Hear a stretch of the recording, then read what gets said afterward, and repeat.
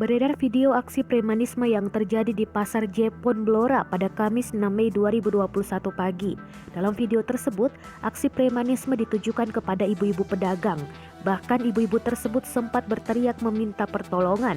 Salah seorang pedagang, Mas Rindo Sinaga, kemudian membuat laporan ke Polsek Jepun dan mengajak sejumlah orang yang diduga menjadi korban pemerasan. Mas Rindo mengungkapkan beredarnya video di media sosial yang menunjukkan aksi premanisme dari suatu ormas. Kami datang ke pasar sekitar jam setengah 6. Tidak ada 20 menitan mereka ke pasar dan terus turun. Dari mobil mereka pas di depan kami ada 4 orang yang turun dari mobil, ucap Mas Rindo saat ditemui Kompas.com. Terus saya didatangi sama preman yang mabuk ini dan mau meminta tas saya. Saya juga diminta untuk masuk ke dalam mobil, imbuhnya. Namun permintaan preman tersebut ditolak oleh Mas Rindo. Daripada masuk ke mobil, ia memilih untuk berteriak kencang. Bahkan preman tersebut sempat mengatakan akan melakukan aksi premanisme ke sejumlah tukang parkir di Pasar Jepun.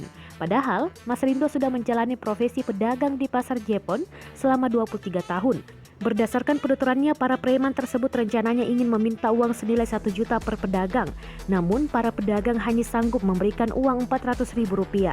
Diduga, para preman tersebut tidak mau menerima uang itu dan malah melakukan aksi premanisme di pasar.